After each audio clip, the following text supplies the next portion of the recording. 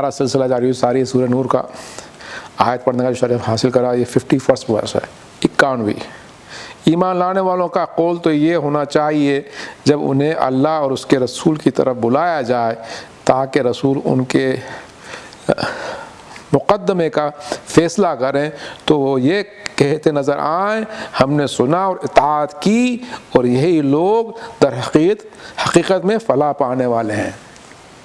جب بھی کوئی مقدمہ ہو کوئی اختلاف ہوگا مومنین کے اندر اور سرکار بلائیں دعو الی اللہ رسولی جب ان کو اللہ اور رسول کی طرف بلایا جائے دعو الی اللہ رسولی جب ان کو اللہ اور رسول کی طرف بلایا جائے فیصلہ تو اللہ سرکار ہی کریں گے نا ظاہر طور پہ تو کہیں ہم نے سن لیا اور مان لیا. قالوا سمعنا واطعنا سن لیا اور اطاعت بھی کر لی. وَأُولَٰئِكَ هُمُ الْمُفْلِحُونَ اور وہ یہی لوگ فلاح پانے والے لوگ ہیں. کیونکہ مومن کی پہچان ہی جب ہوتی ہے کہ جب کہ جو رسول حکم دے اس کو دل سے قبول کرے ورنہ وہ اگر دل سے قبول نہیں کرے گا تو مومن نہیں ہو. تو آگے اللہ فرماتا ہے کہ مَن يُطِعِ اللَّهَ وَرَسُولَهُ وَيَخْشَ اللَّهَ وَيَتَّقْهُ فَأُولَٰئِكَ هُمُ الْفَائِزُونَ. کتنی بڑی بڑی ڈگریاں اللہ دیکھ رہا ہے. پہلے تو کہا مفلحون پھر کہا فائزون. کیا کہا اللہ سبحانہ تعالیٰ نے اور جو بھی اللہ اور اس کے رسول کی اطاعت کرے اور اللہ سے ڈرے اور تقوی اختیار کرے تو یہی لوگ کامیاب ہیں. کامیابی یہی ہے کہ وہ اللہ رسول کی اطاعت کرو اور خدا سے اندر خوف کرو اور تقوی حاصل کرو تو کامیاب ہو جائیں گے. یہ نہیں کہ شریعت نے سب کیوں کہہ دیا اور شریعت کی بات اسی کیوں ہے. آج کل لوگ کرتے ہیں نا کہ یہ کیوں ہے وہ کیوں ہے.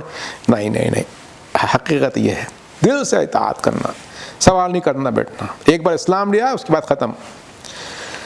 وہ اقسم باللہ جہد ایمانہم لئن امرتہم یخرجن قل لا تقسموا طاعۃ معروف ان اللہ خبیر بما تعملون. اور اللہ کی قسمیں کھائیں گے نہایت پکی قسمیں کہ اگر ہمیں حکم دیتے تو وہ جہاد کے لیے نکل کھڑے ہوں گے.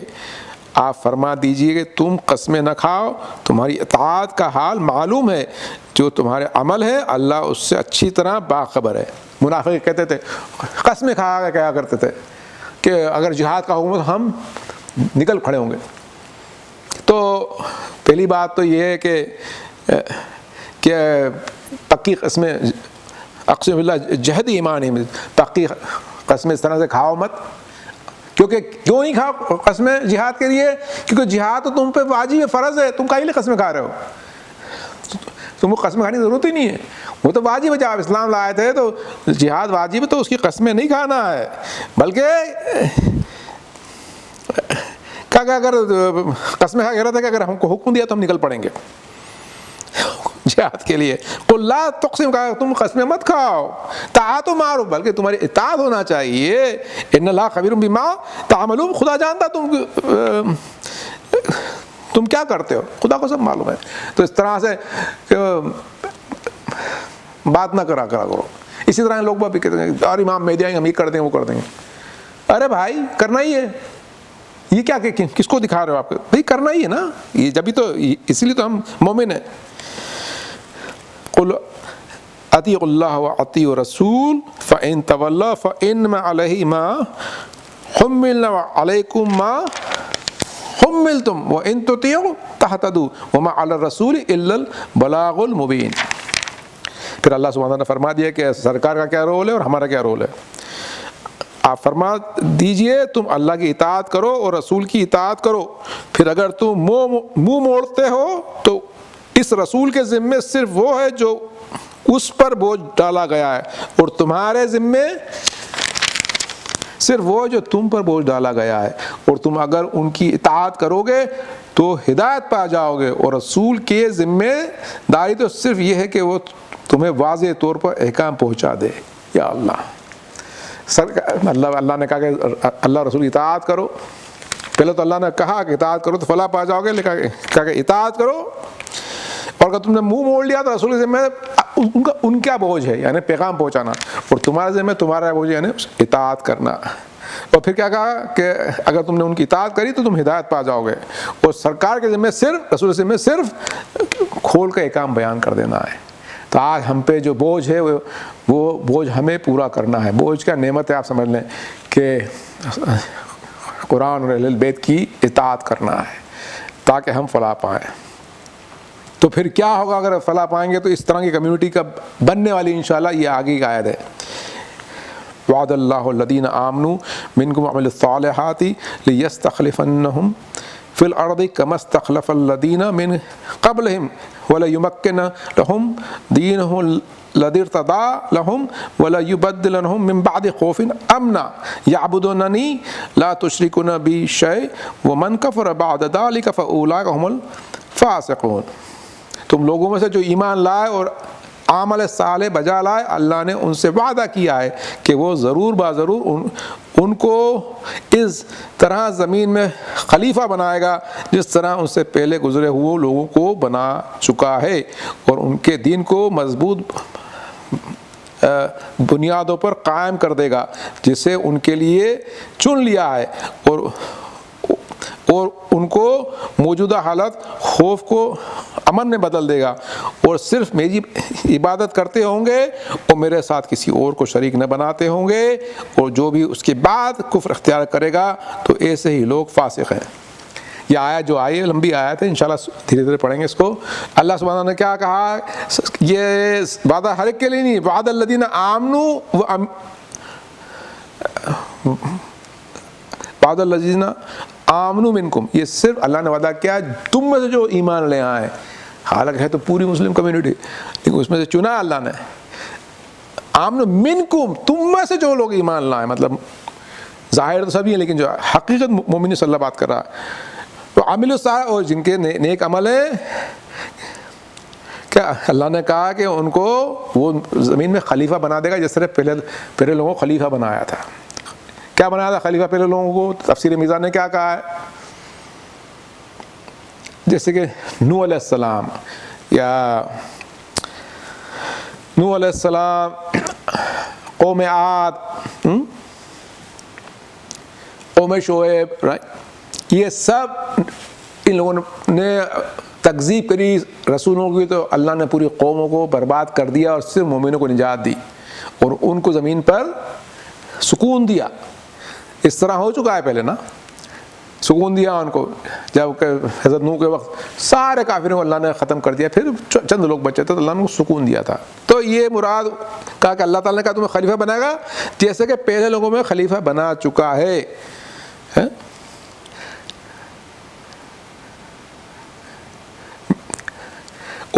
اور پھر وہ تمہارے وَلَيُمَكِّنَ لَهُمْ دِينَهُمُ الَّذِي ارْتَضَىٰ لَهُمْ، اور تمہارے دین کو مضبوط کرے گا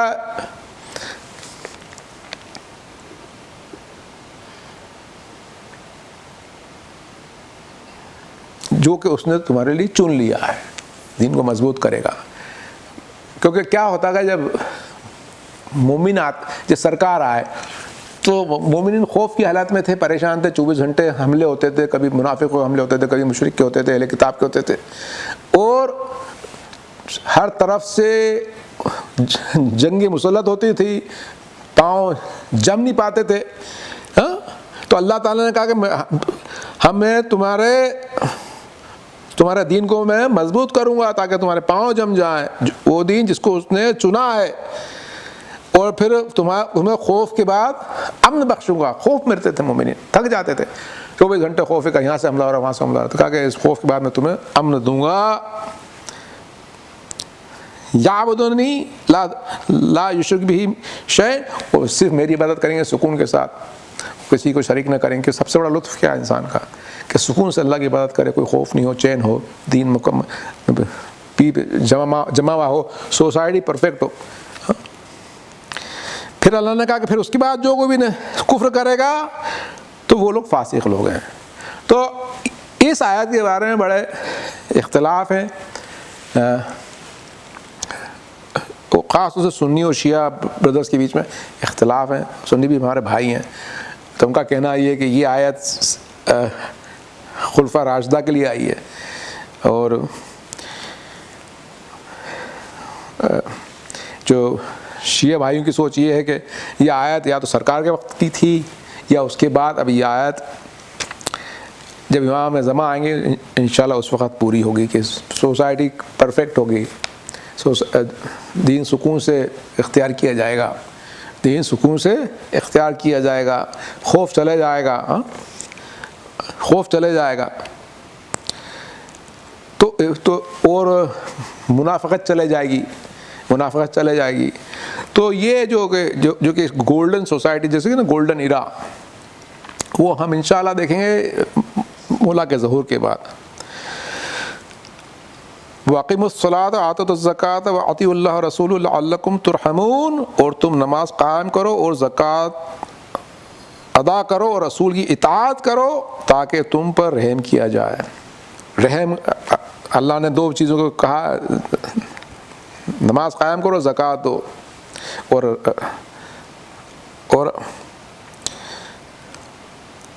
رسول کی اطاعت کرو لعلکم ترحمون۔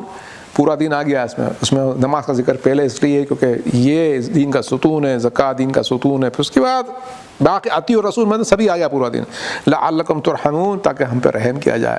اگر ہم نے دین قائم کرا، اطاعت کری، تو ہم کو اللہ کا رحم ہم کو ابھی محسوس ہونے لگے گا، کس طریقے سے اللہ ہم پہ رحم کرتا، ہماری زندگی آسان ہو جاتی ہے، پھر برزخ کی زندگی آسان ہوتی ہے، قیامت زندگی آسان ہوگی۔ رحم ہی رحم ہے، اطاعت ضروری ہے۔ لا تحسبن الذین کفروا معجزین فی الارض ومأواہم نار وبئس المصیر، اور کافروں کی بابت اس غلط فہمی میں نہ رہو کہ وہ زمین میں اللہ کو عاجز کر دیں گے، بلکہ ان کا ٹھکانہ جہنم ہے، جو بہت برا ٹھکانہ ہے۔ اللہ یہ سوچ رہے ہیں مت کہ یہ کفار جو حرکتیں کرتے ہیں یہ اللہ کو عاجز کر دیں گے۔ مأواہم نار، ان کا ٹھکانہ جہنم ہے، وہ بئس المصیر، وہ بہت خراب ٹھکانہ ہے۔ انسان کی جو روح ہے وہ ہمیشہ کے لیے، آج کوئی کفر کرتا ہے تو تھوڑے دن یہاں رہ کے اپنی چالاکیاں کرتا ہے، اس کو تو اللہ کے پاس واپسی ہے ہمیشہ کے لیے۔ اللہ کو کہاں کون عاجز کر سکتا ہے؟ اللہ کی گرفت میں ہماری جانیں ہیں۔ کافروں کا یہ سوچنا کہ ہم نے یہ کر لیا وہ کر لیا، صرف اپنے آپ کو دھوکہ دیتے ہیں۔ اب یہ جو آیت آ رہی ہے، یہ آیت زیادہ نہیں پڑھی جاتی ہے، اور یہ آیت خدا کا شکر ہے کہ ہاں جی ہم آیت پڑھ رہے ہیں، اور یہ اس آیت کے اوپر بہت کم عمل ہوتا ہے۔ یہی فائدہ ہوتا ہے تفسیر قرآن کا کہ جو اس میں ایسی آیتیں سننے کو ملتی ہیں جو کہ ہم نے کبھی سنی نہیں ہوتی ہیں، اور بڑی ضروری آیت ہے۔ یہ آیت نمبر 58 ہے، یا ایھا الذین آمنوا لیستأذنکم الذین ملکت ایمانکم والذین لم یبلغوا حلم منکم 3 مرات من قبل صلاۃ الفجر وحین تدعون ثیابکم من الظہیرۃ ومن بعد صلاۃ العشاء صلاۃ عورات لکم لیس علیکم ولا علیہم جناح بعدہن طوافون علیکم بعضکم علی بعض کذالک یبین اللہ لکم الآیات واللہ علیم حکیم۔ ایمان لانے والو، لازم ہے تمہارے مملوک اور تمہارے وہ بچے جو ابھی بلوغت کو نہیں پہنچے 3 مرتبہ اجازت لیں کہ تمہارے پاس آئیں نماز فجر سے پہلے اور دوپہر کے وقت جب تم کپڑے اتارتے ہو، اور نماز عشاء کے بعد۔ یہ 3 وقت تمہارے لیے پردے کے وقت ہیں۔ ان اوقات کے بعد بلا اجازت آنے کی صورت میں نہ تم پر کوئی گناہ ہے، نہ ہی ان پر۔ تم ایک دوسرے کے پاس بکثرت آیا جایا کرتے ہو۔ اللہ اسی طرح تمہارے لیے اپنی نشانیوں کو واضح طور پر بیان کر رہا ہے، اور اللہ علیم اور حکیم ہے۔ 3 وقت ایسے ہیں جب کہ غلام اور جو بچے بلوغت پہ نہیں پہنچے ہیں وہ 3 وقتوں میں اجازت لے کے کمرے میں آئے۔ 3 وقت کون کون سے؟ نماز صبح کے پہلے اور ظہر کے وقت جب کپڑے اتار کے لوگ نیپ لیتے ہیں، نیند لیتے ہیں، اور نماز عشاء کے بعد۔ ان اوقات میں ان دو گروہوں کو بھی اجازت لینا پڑے گی. یہ دو گروہ کون سے ہیں؟ ایک تو وہ جو کہ غلام اور کنیز ہے، اور ایک وہ جو کہ بچے صحیح اور غلط کی تمیز رکھتے ہیں لیکن بلوغت پہ نہیں پہنچے ہیں. ان کو ان 3 وقتوں میں بھی اجازت لینا پڑے گی کمرے میں آنے کا، آپ کے بیڈ روم میں. اس کے علاوہ یہ آ جا سکتے ہیں کبھی بھی، کیونکہ ان کا آنا جانا، کیونکہ یہ بچے جو ہوتے ہیں نا بھائی، بچہ وہ جو صحیح اور غلط کی تمیز رکھتا ہے لیکن وہ بھی بالغ نہیں ہوا، وہ بھی پیرنٹس کے کمرے میں بار بار آتا جاتا ہے دن بھر، اور نوکر چاکر بھی دن بھر آتے جاتے ہیں. تو اللہ نے کہا کہ ان 3 وقت میں یہ بھی نہیں آ سکتا آپ کے کمرے میں، جن کو سچ اور بچوں کو جن کو سچ اور صحیح اور غلط کی تمیز ہو گئی ہے اور وہ ابھی بلوغت تک نہیں پہنچے ہیں، ان کو بھی ان 3 وقتوں میں ان کو بھی اجازت لینا پڑے گی آنے کے لیے. کیوں لینا پڑے گی ان 3 وقتوں میں؟ فجر کے پہلے، ظہر کے وقت جب آپ کپڑے اتار کے اپنے بیڈ روم میں رہتے ہو، اور نماز عشاء کے بعد، کیونکہ یہ وقت ایسے ہوتے ہیں جس کے اندر کہ آپ بیڈ روم میں اپنے اسپاؤس کے ساتھ رہتے ہو، اور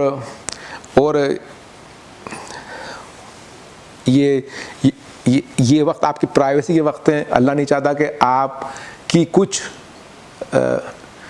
چیز نیکڈنس جس کو کہتے ہیں، جس سے نا نیکڈنس وہ ظاہر ہو جائے. اس میں جو لفظ آیا ہے قرآن میں نیکڈنس کے لیے، کیا آیا ہے؟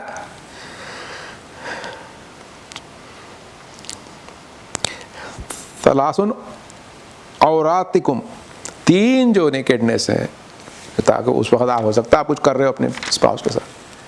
تو اللہ چاہتا ہے کہ جو بچے بھی سمجھنے لگے صحیح غلط لیکن بھی بالغ نہیں ہوئے، وہ بھی نہیں آئے، تاکہ ان کو کچھ ایسا دکھ جائے کہ ان کو سائیکولوجیکل ٹراما پڑ جائے. اللہ نہیں چاہتا کوئی سائیکولوجیکل ٹراما پڑے ان کو. دیکھیں اس اسلام کی گہرائیاں ہے.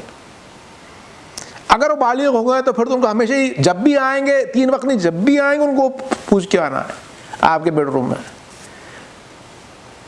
اچھا، یہ جو ہے جو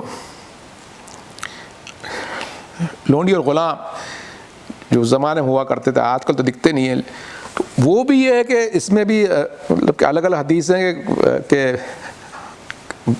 بعض حدیثوں میں یہ ہے کہ صرف جو کہ غلام ہے وہ پوچھ کے آئے، لیکن مولا علی نے کہا کہ نہیں، اس میں لونڈی بھی آتی، کیونکہ کیا ہے غلام کو تو ہی پوچھ کے آنا پڑتا ہے، لیکن لونڈی کو بھی مولا علی فرماتے ہیں کہ ان وقت میں اجازت لے کے آنا پڑے گا آپ کے بیڈ روم میں.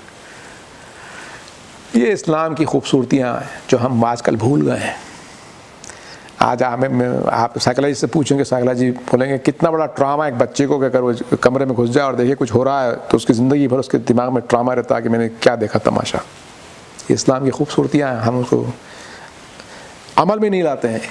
اللہ چاہتا ہے کہ فحاشہ دور رہے کمیونٹی سے، فحاشہ دور رہے، لیکن ہم قرآن کی اسٹڈی کرتے نہیں ہیں. تو کیا کہ اگر کسی نے اس طرح سے کچھ ہوتا ہوا دیکھ لیا، جس کو صحیح اور غلط کی تمیز، اور کمرے میں گھس گیا دیکھ لیا کیا ہو رہا ہے، اس کی زندگی بھر اس کے دماغ میں ایک چوٹ پہنچ گئی ہے. اللہ نہیں چاہتا کہ اس کے ساتھ ایسا ہو. اسی لیے تو ہے کہ دین اسلام فطری مذہب ہے. ہماری فطرت اللہ سے اچھا کوئی نہیں جانتا ہے. اگر ہم اس کو سمجھیں، اس پہ عمل کریں تو اس کی خوبصورتی ہے. تو یہ میں حدیث پڑھ رہا تھا اس آیت کے بارے میں. ابن عباس کہتے ہیں کہ یہ وہ آیت ہے جس کو کہ بہت سے لوگ اس پہ ایمان نہیں رکھتے ہیں اور پریکٹس میں نہیں لاتے ہیں. آیت اذن. پھر انہوں نے بولا کہ میں نے اپنی لونڈی کو دیا حکم کہ جب بھی آئے میرے پاس ان وقتوں میں پوچھ کے آئے. سبحان اللہ. پھر اللہ سبحانہ تعالیٰ کہتا ہے ان کے لیے جو بچے جو بلوغ کو نہیں پہنچتے ہیں، اس کی اگلی آیت وہ اذا بلغ الاطفال منکم حلما فلیستأذنوا کما استأذن الذین من قبلہم کذالک یبین اللہ لکم آیاتہ واللہ علیم حکیم. اور جب تمہارے بچے بلوغت کی حد تک پہنچ جائیں تو انہیں چاہیے کہ وہ اس طرح اجازت لے کر آئیں جس طرح ان سے پہلے کے بڑے اجازت مانگتے رہے ہیں۔ اللہ اس طرح تمہارے لیے اپنی آیتوں کی وضاحت کر رہا ہے، اور اللہ علیم اور حکیم ہے۔ یعنی کہ جب یہ پیورٹی کو پہنچ جائیں بچے تو پھر تو ان کو بڑوں کی طرح ہمیشہ اجازت لینا پڑے گی۔ یعنی اگر آپ بیڈ روم میں ہیں تو اگر بچہ بالغ ہوگا تو جب بھی آئے گا اس کو اجازت لینا ہے نا، کوئی بھی آئے سب کو اجازت لینا آپ کے کمرے میں آنے۔ ہاں اگر آپ ڈرائنگ روم میں بیٹھے ہیں تو پھر وہاں کوئی اجازت کی ضرورت نہیں ہے، آپس میں سب بیٹھ کے بات کر رہے ہیں، لیکن اگر آپ اپنے پرائیویٹ روم میں ہیں تو ہر ایک کو اجازت لینا ہے۔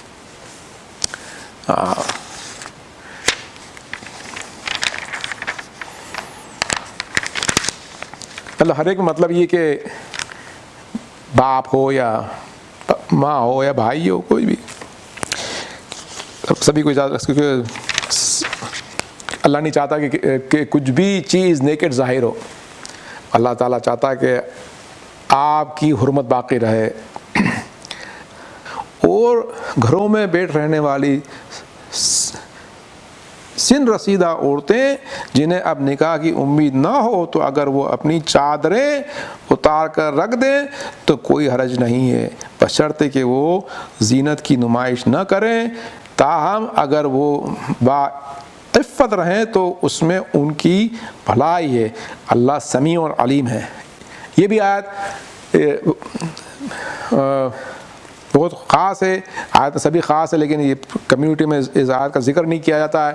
جو عورتیں زیادہ عمر کی ہیں، یعنی کہ ان کا حسن چلے گیا ہے، بوڑھی ہو گئی ہیں، حیض نہیں آتا ہے اور شادی کی کوئی امید نہیں ہے، تو ان کے لیے اللہ تعالیٰ نے فرمایا کہ اگر وہ چادر اتار دیں سر سے اور اپنے بال دکھا دیں تو اس میں کوئی حرج نہیں ہے۔ لیکن اس میں شرط یہ ہے کہ کچھ میک اپ نہیں کرتی ہوں یا اپنے سنگار نہیں دکھاتی ہوں۔ اور پھر اللہ نے کہا کہ اگر وہ بھی اوڑھی رہیں اگر چادر تو ان کے لیے اور بہتر ہے، اگر وہ اس میں اور بہتر ہے۔ اور اللہ نے کہا اللہ سمیع علیم ہے، اللہ سننے والا اور جاننے والا ہے، سننے والا اور جاننے والا ہے۔ تو یہ جو آیت آئی کہ اللہ سبحانہ تعالیٰ مومنوں کو خلافت دے گا، یہ آیت جو آئی ہے، میں نے جو آیت پڑھی تھی کہ خلافت قائم ہوگی، تو یہ خلافت جو قائم ہوگی تو کیوں قائم ہوگی اور کیسے قائم ہوگی؟ یہ خلافت قائم ہوگی درس کربلا سے خلافت قائم ہوگی۔ امام حسین نے قربانی دی اور یزید کے خلاف جو قیام کیا، جو کہ ظالم تھا، ایک درس دیا امام حسین نے، اپنی درسگاہ سے درس دیا کہ دیکھو ان جابروں کے خلاف کھڑے ہو جاؤ، اور اپنے خون سے انہوں نے اسلام کو سینچا اور درس دیا ہم سب کو کہ کس طرح ظالموں کے خلاف کھڑے ہو جاؤ۔ یہ درس کربلا ہوگا جس سے کہ خلافت قائم ہوگی۔ امام مہدی علیہ السلام اللہم صلی اللہ علیہ وسلم آئیں گے انشاءاللہ، تو جتنے بھی اصحاب امام مہدی علیہ السلام کے ہوں گے وہ درس کربلا سے سیکھے ہوئے ہوں گے، تاکہ وہ امام کی نصرت کرے اور ظالموں پہ فتح حاصل کرے۔ اللہ رحمۃ اللہ قوم الظالمین۔